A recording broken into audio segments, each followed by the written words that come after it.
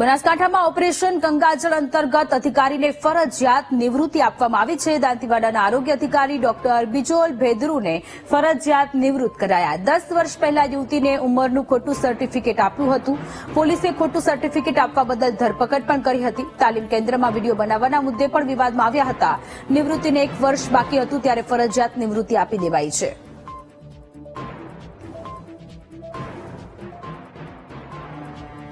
સંવાદદાતા Mogji phone line પર જોડાયેલા છે। મોગજી, બનાસકાંઠામાં ઓપરેશન ગંગાજળ અંતર્ગત અધિકારીને ફરજિયાત નિવૃત્તિ આપવામાં આવી છે, વધુ વિગતો?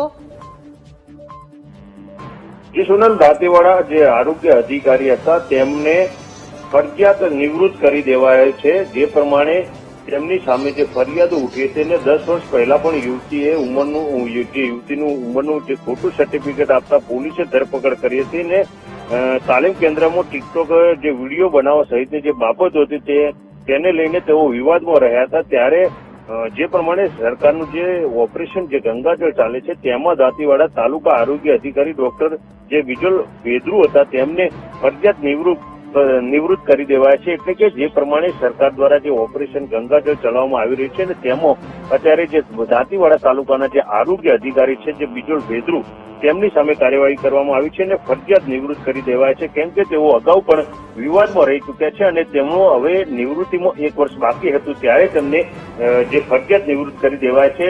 ઘણીવાર જે અલગ અલગ જે નિવેદનો આપવામાં તેમજ જે અનેક ઘટનાઓ સાથે તેઓ વિવાદમાં સપડાયા હતા અને તેને લઈને આ ઓપરેશન ગંગાજળમાં તેમની સામે કાર્યવાહી કરવામાં આવી હતી। જી મોગજી, આભાર તમામ વિગતો માટે।